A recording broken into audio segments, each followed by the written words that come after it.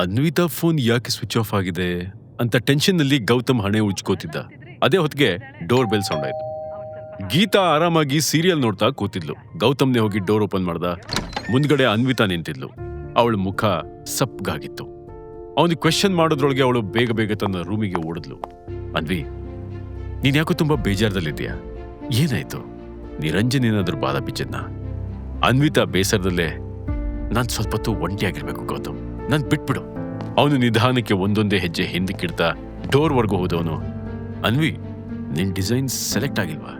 ಅವನ್ ಮಾತು ಕೇಳಿದ ತಕ್ಷಣ ಅನ್ವಿತಾ ಕಣ್ಣಿಂದ ನೀರು ಇಳಿಯಕ್ಕೆ ಶುರುವಾಯ್ತು.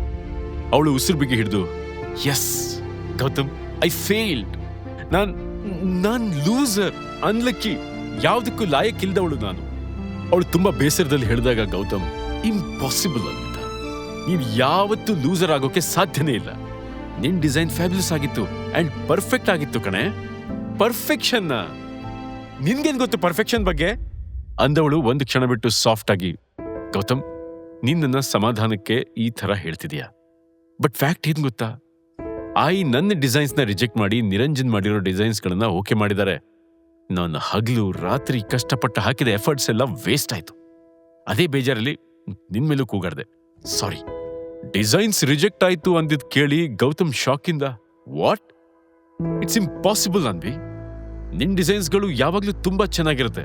ಗೌತಮ್ ಕೋಪದಲ್ಲಿ ಮುಷ್ಟಿನ ಬಿಗಿ ಹಿಡಿದಿದ್ದ. ಆದಷ್ಟು ಬೇಗ ಈ ವಿಷಯದ ಬಗ್ಗೆ ಇನ್ವೆಸ್ಟಿಗೇಷನ್ ಮಾಡಬೇಕು ಅನ್ಕೊಂಡ. ರಾಜ್ಗುರು ಕಂಪನಿಲಿ ಗಾಯತ್ರಿ ದೇವಿ ಪ್ರಿನ್ಸ್ ಗ್ರೂಪ್ಗಾಗಿ ಸಿಲೆಕ್ಟ್ ಮಾಡಿದ್ದ ಡಿಸೈನ್ಸ್ನ ನಿರಂಜನ್ ಕೈಗೆ ಕೊಟ್ಲು. ಅವನು ಅದನ್ನು ಓಪನ್ ಮಾಡಿದಾಗ ಶಾಕ್ ಆದ, ಯಾಕಂದ್ರೆ ಅವೆಲ್ಲ ಅನ್ವಿತಾ ಮಾಡಿರೋ ಡಿಸೈನ್ಸ್ ಆಗಿತ್ತು. ನಿರಂಜನ್ ತುಂಬಾ ಖುಷಿಯಾಗಿ, ಹೇ ಆಯ್, ನೀವು ನನ್ನ ಹೆಸರಲ್ಲಿ ಅನ್ವಿತಾ ಡಿಸೈನ್ಸ್ನ ಕಳಿಸ್ತಿದ್ದೀರಾ? ಎಸ್, ಇದೆಲ್ಲ ಅನ್ವಿತಾ ಮಾಡಿರೋ ಡಿಸೈನ್ಸ್. ಬಟ್ ಅವಳು ನನ್ನ ಕಂಪ್ನಿಲಿ ಯಾವುದೇ ಕಾರಣಕ್ಕೂ ಡಿಸೈನಿಂಗ್ ಡೈರೆಕ್ಟರ್ ಆಗ್ಬಾರ್ದು. She doesn't deserve that place. ಅವಳು ಮತ್ತೆ ಅವಳ ಆ ವೇಸ್ಟ್ ಗಂಡ ಇಬ್ರು ನಮ್ಮ ಫ್ಯಾಮಿಲಿ ಹೆಸರನ್ನ ಬೀದಿಗೆ ತಂದಿದ್ದಾರೆ. ಆದ್ರೆ ನೀನು ರಾಜ್ಗುರು ಮನೆತನದ ಫ್ಯೂಚರ್. ನಿನ್ನಿಂದ ನಮ್ಮ ಕುಟುಂಬ ಎತ್ತರಕ್ಕೆ ಬೆಳೆಯುತ್ತೆ ಅನ್ನೋ ಭರವಸೆ ಇದೆ ನಂಗೆ. ಇನ್ಮೇಲೆ ಅನ್ವಿತಾ ಫ್ಯಾಮಿಲಿದ ನಮ್ಮ ರಾಜ್ಗುರು ಮನೆತನದ ನೇಮ ಹಾಳಾಗಕ್ಕೆ ನಾನು ಅವಕಾಶ ಕೊಡಲ್ಲ. ನಿರಂಜನ್ ಹೆಸಿಟೆಂಟ್ಲಿ, ಆದ್ರೆ ಅನ್ವಿತಾಗಿ ವಿಷಯ ಗೊತ್ತಾದ್ರೆ ಆಮೇಲೆ ಏನ್ ಮಾಡೋದು? ಗೊತ್ತಾದ್ರೇನಾಯ್ತು? ನಮ್ಮ ಎದುರು ಮಾತಾಡಕ್ಕೆ ಅವಳೇನು ಮಹಾರಾಣಿನ ಅಥವಾ ಅವಳ ಗಂಡ ಏನೋ ರಾಜ್ಕುಮಾರನ? ನಿನ್ನೆ ತಾನೇ ಬಾಯಿಗೆ ಬಂದಂಗೆ ಬೈದು ಮನೆಯಿಂದ ಆಚೆ ಕಳ್ಸಿದೀನಿ. ಇನ್ನೂ ಹೆಚ್ಚಿಗೆ ನಾಟಕ ಮಾಡಿದ್ರೆ ಕೆಲ್ಸದಿಂದ ಕಿತ್ ಹಾಕ್ತೀನಿ. ನಮ್ಮ ಶರಣ್ಯ ಎಂಗೇಜ್ಮೆಂಟ್ ಅಲ್ಲಿ ಅನ್ವಿತಾ ಮತ್ತೆ ಅವಳ ಹಾಳಾದ ಗಂಡದಿಂದ ನಮ್ಮ ಮಾನ 3 ಕಾಸಿಗೆ ಹರಾಜಾಯ್ತು. ಅವ್ರು ಮಾಡಿದ ತಪ್ಪಿಗೆ ಸರಿಯಾಗಿ ಬುದ್ಧಿ ಕಲಿಸ್ತೀನಿ, ನೋಡ್ತಿರೋ. ಈ ಕಡೆ ಗಾಯತ್ರಿ ದೇವಿ ಅನ್ವಿತಾ ಮೇಲೆ ಸೇಡ್ ತೀರ್ಸ್ಕೊಳಕ್ಕೆ ರೆಡಿ ಆದ್ರೆ, ಇನ್ನೊಂದ್ ಕಡೆ ಗೌತಮ್ ಅನ್ವಿತಾ ಪರವಾಗಿ ಒಂದ್ ಹೆಜ್ಜೆ ಮುಂದಿಟ್ಟಿದ್ದ. ಅವನ ಕೂಡ್ಲೆ ಪಟೇಲ್ರಿಗೆ ಫೋನ್ ಮಾಡಿ ನಿರಂಜನ್ ಅಥವಾ ಗಾಯತ್ರಿ ದೇವಿ ಇಂಟರ್ನ್ಯಾಷನಲ್ ಡಿಸೈನರ್ಸ್ ವರ್ಕ್ಗಳನ್ನ ಕಾಪಿ ಮಾಡಿದಾರ ಅಂತ ತಿಳ್ಕೋಬೇಕು ಅಂದಿದ್ದ. ಈ ಕಡೆ ಗಾಯತ್ರಿ ದೇವಿ ಎಲ್ಲಾ ಡಿಸೈನ್ಸ್ನು ಭಾರ್ಗವ್ ಕುಲಕರ್ಣಿಗೆ ಸೆಂಡ್ ಮಾಡಿದ್ದು. ಈಗ ಆ ಡಿಸೈನ್ಸ್ ಮೇಲೆ ನಿರಂಜನ್ ನೇಮ್ ಇತ್ತು. ಆ ಡಿಸೈನ್ಸ್ನೆಲ್ಲ ನೋಡಿದ ಭಾರ್ಗವ್ ತುಂಬಾ ಸ್ಯಾಟಿಸ್ಫ್ಯಾಕ್ಷನ್ ಇಂದಲೇ ಅದನ್ನೆಲ್ಲ ಅಪ್ರೂವ್ ಮಾಡ್ಬಿಟ್ಟಿದ್ದ. ಅನ್ವಿತಾ ಕಂಪ್ನಿ ಒಳಗಡೆ ಕಾಲಿಟ್ಟ ತಕ್ಷಣ ಏನೋ ಬದಲಾಗಿದೆ ಅಂತ ಅನ್ಸಕ್ಕೆ ಶುರುವಾಯಿತು. Design director, impossible. ನಿರಂಜನ್, ಅವನು ಹೇಗೆ? ಅನ್ವಿತಾ ಶಾಕಲ್ಲಿ ಕೇಳಿದ್ಲು. ನಿರಂಜನ್ ಪ್ರಾಜೆಕ್ಟರ್ ಮುಂದೆ ಭಾರ್ಗವ್ಗೋಸ್ಕರ ಕಾಯ್ತಾ ಕೂತಿದ್ದ.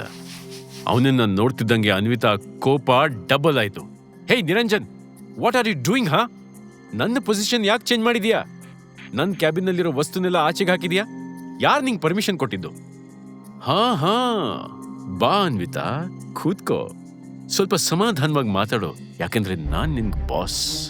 ನಾನು ಹೇಳ್ದಂಗೆ ನೀನ್ ಕೇಳಲೇಬೇಕು, ಬೇರೆ ಆಪ್ಷನ್ ಇಲ್ಲ ಅಂತ ನಿರಂಜನ್ ನಕ್ಕೆ ಹೇಳ್ದ. ನಾನ್ ಯಾವುದೇ ಕಾರಣಕ್ಕೂ ನನ್ನ ಕ್ಯಾಬಿನ್ ಬಿಟ್ಕೊಡಲ್ಲ. ಅಷ್ಟಕ್ಕೂ ನಾನ್ ನಿನ್ಗಿಂತ ಮೊದಲೇ ಈ ಕಂಪ್ನಿಲಿ ಕೆಲ್ಸಕ್ಕೆ ಸೇರಿದ್ದೀನಿ. ನಾನ್ ಯಾವತ್ತೂ ನಿನ್ ಕೈ ಕೆಳಗೆ ಕೆಲಸ ಮಾಡಕ್ ಸಾಧ್ಯ ಇಲ್ಲ. ಅನ್ವಿತಾ ಆವೇಶದಲ್ಲಿ ಮಾತಾಡ್ತಿರೋವಾಗ ಟೇಬಲ್ ಕಾರ್ನರ್ನಲ್ಲಿ ಇಟ್ಟಿದ್ದ ಡಿಸೈನ್ಸ್ ಮೇಲೆ ಅವಳು ಕಣ್ಬಿತ್ತು. ಅದನ್ನ ನೋಡಿ ಅವಳು ಅಲ್ಲೇ ಫ್ರೀಸ್ ಆದ್ಲು. ನಂತರ ಹುಬ್ಬುಗಂಟಿಕ್ಕಿ ಆ ಪೇಪರ್ಸ್ನ ತಗೊಳಕ್ಕೆ ಮುಂದೋದ್ಲು. ಆದ್ರೆ ಅವಳ ದಾರಿಗೆ ನಿರಂಜನ್ ಅಡ್ಡ ಬಂದ. Get out from here Anvita, ಬೇರೆ ಕೆಲಸ ಇದ್ರೆ ನೋಡ್ ಹೋಗು. ನಿರಂಜನ್ ಕೋಪದಲ್ಲಿ ಕಿರ್ಚಿದ. ಹೋಗ್ತೀನಪ್ಪ, ಖಂಡಿತ ಹೋಗ್ತೀನಿ, ದಾರಿ ಬಿಡು, ನಾನು ಅದೇನಂತ ನೋಡ್ಬೇಕು ಅಂದ ಅನ್ವಿತಾ ಸಿಟ್ಟಲ್ಲಿ ನಿರಂಜನ್ನ ಪಕ್ಕಕ್ಕೆ ತಳ್ಳಿದ್ಲು. ಆ ಫೋರ್ಸ್ಗೆ ನಿರಂಜನ್ ಟೇಬಲ್ನ ಇನ್ನೊಂದು ಸೈಡ್ ಹೋಗ್ಬಿದ್ದ. ತಕ್ಷಣ ಅನ್ವಿತಾ ಟೇಬಲ್ ತುದಿಲಿದ್ದ ಡಿಸೈನ್ ಪೇಪರ್ಸ್ನ ತಗೊಂಡು ನೋಡಿದ್ಲು. ಅವಳ ತಲೆ ಮೇಲೆ ಆಕಾಶನೇ ಚೂರಾಗಿ ಬಿದ್ದಂಗಾಗಿತ್ತು. ಬಿಕಾಸ್ ಅದೆಲ್ಲ ಅನ್ವಿತಾ ಹಗಲು ರಾತ್ರಿ ಕಷ್ಟಪಟ್ಟು ಮಾಡಿರೋ ಡಿಸೈನ್ಗಳು. ಅದ್ರ ಮೇಲೆ ಪ್ರಿನ್ಸ್ ಗ್ರೂಪ್ ಸೀಲ್ ಆಗಿತ್ತು. ಆದ್ರೆ ಡಿಸೈನ್ಸ್ ಕೆಳಗೆ ಅನ್ವಿತಾ ನೇಮ್ ಬದಲು ನಿರಂಜನ್ ಹೆಸರಿತ್ತು. ಅದನ್ನ ನೋಡ್ತಿದ್ದಂಗೆ ಅನ್ವಿತಾ ಅಳಕ್ ಶುರು ಮಾಡಿದ್ಲು. ನೆಕ್ಸ್ಟ್ ಮೂಮೆಂಟ್ ಅವಳ ಪೇಪರ್ಸ್ ಹಿಡ್ಕೊಂಡು ಅಲ್ಲಿಂದ ಹೊರಟಿದ್ಲು. ಅದೇ ಹೊತ್ತಿಗೆ ನಿರಂಜನ್ ಎದ್ದು ಡೋರ್ ಲಾಕ್ ಮಾಡ್ದ. ನಿರಂಜನ್, ನೀನೊಬ್ಬ ಕಳ್ಳ! ಛೇ, ದಾರಿ ಬಿಡು! ನಾನು ಕನ್ಸಲ್ಲೂ ನೀನ್ ಇಷ್ಟು ಚೀಪ್ ಅಂತ ಅನ್ಕೊಂಡಿರ್ಲಿಲ್ಲ. ನನ್ನ ಡಿಸೈನ್ಸ್ನ ಕದಿದ್ಯಲ್ಲ, ಹೌ ಡೇರ್ ಯು! ನಾನು ಈಗಲೇ ಆಯ್ಗೆ ಹೇಳ್ತೀನಿ, ಅವರೇ ನಿಂಗೆ ಸರಿಯಾಗಿ ಮಾಡ್ತಾರೆ. ನಿರಂಜನ್ ಅಗ್ರೆಸಿವ್ ಟೋನಲ್ಲಿ, ನೋ ಯೂಸ್ ಅನ್ವಿತಾ, ಆಯ್ಗೆಲ್ಲ ಗೊತ್ತು. ನಾನು ಈಗಲೇ ನಿಂಗೆ ವಾರ್ನಿಂಗ್ ಕೊಡ್ತಿದ್ದೀನಿ. ಏನಾದರೂ ಮಾಡೋ ಮೊದಲು 100 ಸಲ ಯೋಚಿಸು, ಆಮೇಲೆ ಪಶ್ಚಾತ್ತಾಪ ಪಟ್ಟು ಯೂಸ್ ಇಲ್ಲ. ಅದ್ರ ಎಫೆಕ್ಟ್ ತುಂಬಾ ಭಯಾನಕವಾಗಿರ್ಬೋದು. ಅವನ್ ಮಾತು ಕೇಳಿ ಅವಳ ಗಂಟ್ಲು ಒಣಗ್ತಿತ್ತು. ತುಂಬಾ ಗಾಬರಿಲಿ ನಿರಂಜನ್ ಕಣ್ಗಳನ್ನ ನೋಡಿದ್ಲು. ಕಾನ್ಫರೆನ್ಸ್ ರೂಮ್ ಹೊರಗಡೆ ನಿಂತಿದ್ದ ಸ್ಟಾಫ್ಗೆ ಒಳಗಡೆಯಿಂದ ಜೋರ್ ಮಾತುಗಳು ಕೇಳಿ ಬರ್ತಿತ್ತು. ಯಾರಿಗೂ ಏನೂ ಅರ್ಥ ಆಗ್ಲಿಲ್ಲ. ಅವರ ಕೂಡಲೇ ಗಾಯತ್ರಿ ದೇವಿಗೆ ಕಾಲ್ ಮಾಡಿ ವಿಷಯ ತಿಳಿಸಿದ್ರು. ನ್ಯೂಸ್ ಗೊತ್ತಾಗ್ತಿದ್ದಂಗೆ ಗಾಯತ್ರಿ ದೇವಿ ಕಾನ್ಫರೆನ್ಸ್ ಹಾಲ್ಗೆ ಓಡ್ಕೊಂಡು ಬಂದ್ರು. ಇಷ್ಟೊತ್ತಿಗಾಗ್ಲೇ ಅನ್ವಿತಾಗೆ ಸತ್ಯ ಗೊತ್ತಾಗಿರುತ್ತೆ ಅಂತ ಅವಳಿಗೂ ಗೊತ್ತಿತ್ತು. ಅವಳಲ್ಲಿಗೆ ಬರ್ತಿದ್ದಂಗೆ ನಿರಂಜನ್ ಮತ್ತೆ ಅನ್ವಿತಾ ಅವಳ ಮುಂದೆ ಬಂದು ನಿಂತರು. ಉಳಿದಿರೋ ಸ್ಟಾಫ್ ಕೂಡ ಅವ್ರ ಸುತ್ತಲೂ ಒಂದು ಸರ್ಕಲ್ ಮಾಡ್ಕೊಂಡು ನಿಂತರು. ಎಲ್ರೂ ಇಲ್ಯಾಕೆ ಬಂದಿದ್ದೀರಾ? ಈ ವಿಷಯದಲ್ಲಿ ಸಂಬಂಧ ಇಲ್ದಿರೋರು ಎಲ್ಲ ನಿಮ್ ಕೆಲ್ಸಗಳನ್ನ ನೋಡ್ಕೊಳ್ಳಿ. ಪ್ರಿನ್ಸ್ ಗ್ರೂಪ್ ಪ್ರೆಸಿಡೆಂಟ್ ಇನ್ನೇನು ಬಂದ್ಬಿಡ್ತಾರೆ. ಅವ್ರು ಬರೋ ಮೊದಲು ಎಲ್ರೂ ಇಲ್ಲಿಂದ ಹೊರಡಿ. ಗಾಯತ್ರಿ ದೇವಿ ಮಾತನ್ನ ಕೇಳಿದ ಮೇಲೆ ಅಲ್ಲಿದ್ದವರೆಲ್ಲರೂ ತಮ್ಮ ಕೆಲಸದಲ್ಲಿ ಬ್ಯುಸಿ ಆದರು. ಅವ್ರು ಆ ಕಡೆ ಹೋದ್ಮೇಲೆ ನಿರಂಜನ್ ಮತ್ತೆ ಅನ್ವಿತಾ ಇಬ್ರು ಆಯಿ ಮುಂದೆ ನ್ಯಾಯಕ್ಕಾಗಿ ಬಂದು ನಿಂತರು. ಏನ್ ಸೀನ್ ಕ್ರಿಯೇಟ್ ಮಾಡ್ತಿದ್ದೀರಾ ಇಬ್ರು? ಅನ್ವಿತಾ ಕಂಪ್ಲೇಂಟ್ ಮಾಡ್ತಾ, ನಿರಂಜನ್ ನನ್ನ ಡಿಸೈನ್ಸ್ ಕದ್ದಿದ್ದಾನೆ ಆಯಿ. ಪ್ರಿನ್ಸ್ ಗ್ರೂಪ್ ಪ್ರೆಸಿಡೆಂಟ್ ಸೆಲೆಕ್ಟ್ ಮಾಡಿರೋದು ನನ್ನ ಡಿಸೈನ್ಸ್ನ. ಆದ್ರೆ ಈ ನಿರಂಜನ್ ಯಾಕೆ ನನ್ನ ಕೆಲಸನ ಕದಿಬೇಕು? ಡಿಸೈನ್ ಡೈರೆಕ್ಟರ್ ಆಗಿ ನಾನು ಪ್ರಮೋಟ್ ಆಗ್ಬೇಕಿತ್ತು. ಆದ್ರೆ ಇವನು ಹೇಗಾದ? ಇಲ್ಲ, ನಾನು ಇದನ್ನೆಲ್ಲ ಒಪ್ಕೊಳಕ್ ಆಗಲ್ಲ. ಈಗಲೇ ಭಾರ್ಗವ್ ಅವರಿಗೆ ಕಾಲ್ ಮಾಡಿ ಸತ್ಯ ಹೇಳ್ತೀನಿ. ಅನ್ವಿತಾ ಒಂದೊಂದು ಮಾತು ಗಾಯತ್ರಿ ದೇವಿಗೆ ಕೋಪ ಹುಟ್ಟಿಸ್ತು. ಗಾಯತ್ರಿ ದೇವಿ ಸಿಟ್ಟಲ್ಲಿ ಅನ್ವಿತಾ ಕೈ ಹಿಡಿದು ಆಫೀಸಿಂದ ಹೊರಗಡೆ ಎಳ್ಕೊಂಡು ಹೋದ್ಲು. ಎಲ್ರ ಮುಂದೆ ಅನ್ವಿತಾಗೆ ಎಂಬ್ಯಾರಸ್ಮೆಂಟ್ ಆಯಿತು. ಶರಣ್ಯ, ನಿರಂಜನ್ ಇಬ್ರು ಅನ್ವಿತಾ ಪರಿಸ್ಥಿತಿ ನೋಡಿ ಎಂಜಾಯ್ ಮಾಡ್ತಿದ್ರು. ಏನನ್ವಿತಾ, ಆಯಿ ಮುಂದೆ ಮಾತಾಡುವಾಗ ನಾಲ್ಗೆ ಚೆನ್ನಾಗಿ ಹೊರಳತ್ತೆ ನೋಡು. ಪ್ರಿನ್ಸ್ ಗ್ರೂಪ್ ಪ್ರೆಸಿಡೆಂಟ್ ಮುಂದೆ ಯಾವ ಡ್ರಾಮಾ ನಡೆಯೋದು ನನಗಿಷ್ಟ ಇಲ್ಲ. ನಿನ್ನ ಇಮೋಷನ್ಸ್ನ ಕಂಟ್ರೋಲ್ ಮಾಡ್ಕೊಳಕ್ ಆಗ್ಲಿಲ್ಲ ಅಂದ್ರೆ ಇಲ್ಲಿಂದ ಹೊರಟೋಗು. ಅಲ್ಲಿ ನಿನ್ ಗಂಡ ಹೆಂಗು ಮನೇಲಿ ಅಡಿಗೆ ಮಾಡಿರ್ತಾನೆ, ಹೋಗಿ ಹೊಟ್ಟೆ ತುಂಬಾ ತಿಂದು ಮಲ್ಕೋ. Get lost. ನೋಡು, ಈ ಡಿಸೈನ್ಸ್ ಬದಲಾಗಿ ನೀನು ಕೆಲಸ ಮಾಡ್ದಿದ್ರು ನಿನ್ ಮೂತಿಗೆ ಫ್ರೀ ಆಗಿ ಸಂಬಳ ಬಿಸಾಕ್ತೀನಿ, ಜೊತೆಗೆ ಬೋನಸ್ ಕೂಡ ಕೊಡ್ತೀನಿ. ಆದ್ರೆ ನೀನು ನನ್ನ ಕಂಪನಿ ಡಿಸೈನ್ ಡೈರೆಕ್ಟರ್ ಆಗಕ್ಕೆ ಸಾಧ್ಯ ಇಲ್ಲ. ಮಾತು ಮುಗಿಸಿದ ನಂತರ ಗಾಯತ್ರಿ ದೇವಿ ಅನ್ವಿತಾನ ಜೋರಾಗಿ ತಳ್ಳಿದ್ಲು. ಆ ಫೋರ್ಸ್ಗೆ ಬ್ಯಾಲೆನ್ಸ್ ಮಾಡ್ಕೊಳಕ್ಕಾಗದೆ ಅನ್ವಿತಾ ನೆಲಕ್ಕೆ ಬೀಳೋ ಹಾಗಾದ್ಲು. ಆಫೀಸ್ ಬಿಲ್ಡಿಂಗ್ ಒಳಗಡೆ ಇದ್ದವರೆಲ್ಲ ಅನ್ವಿತಾ ಪರಿಸ್ಥಿತಿನ ನೋಡ್ತಿದ್ರು. ಶರಣ್ಯಗೆ ಕೋಟಿಗಟ್ಲೆ ಲಾಟ್ರಿ ಹೊಡೆದಷ್ಟೇ ಖುಷಿ ಆಗ್ತಾ ಇತ್ತು. ಆದ್ರೆ ಪಾಪ ಅನ್ವಿತಾ ಅಷ್ಟೊಂದು ಜನರ ಎದುರುಗಡೆ ಆಫೀಸಿಂದ ಆಚೆ ನೂಕಿದ್ದಲ್ದೆ ಅವಳು ನೆಲಕ್ಕೆ ಬೀಳೋ ಥರ ಮಾಡಿದ್ಲು ಗಾಯತ್ರಿ ದೇವಿ. ಬಟ್ ಅನ್ವಿತಾ ಬೀಳೋದ್ರೊಳಗೆ ಒಂದು ಬಲವಾದ ಕೈಗಳು ಅವಳನ್ನ ಹಿಡ್ಕೊಂಡ್ವು. ಅವಳ ಗಾಬರಿಲಿ ಆ ವ್ಯಕ್ತಿನ ನೋಡಿ ಆಶ್ಚರ್ಯಪಟ್ಲು.